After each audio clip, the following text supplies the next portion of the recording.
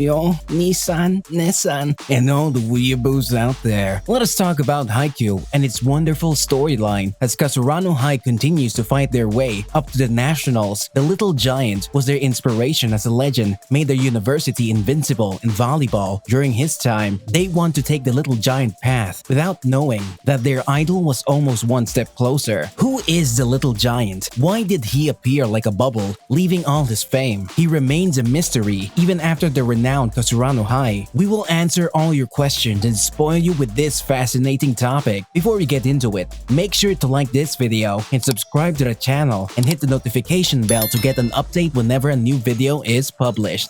Haikyuu is a well-known manga sequence as well as an anime version. It was broadcast in 2014 due to its success. Due to the extreme story and characters, it is amongst the most famous and successful sports anime. The first ever core, including its fourth season, was released in April 2020. The secondary core was launched in October 2020. The public very well embraced it, and they can't quite get enough of it. There are many other positive qualities to see in it. As a result, fans are looking toward Haikyuu Season 5. Socially awkward Hinata, a junior high student, is still the character of the story. He once went to Karasuno High School to watch volleyball and was stunned by it. He is much more excited when he sees a player known as the Little Giant perform well. He shares Hinata's minuscule height. However, that doesn't prevent him from succeeding. As a result, Hinata decides to join the volleyball team at Karasuno High. Several of his peers join the campus team and participate in championships. During the first season, Hinata and Tobio Kageyama, a fantastic player, develop a competition.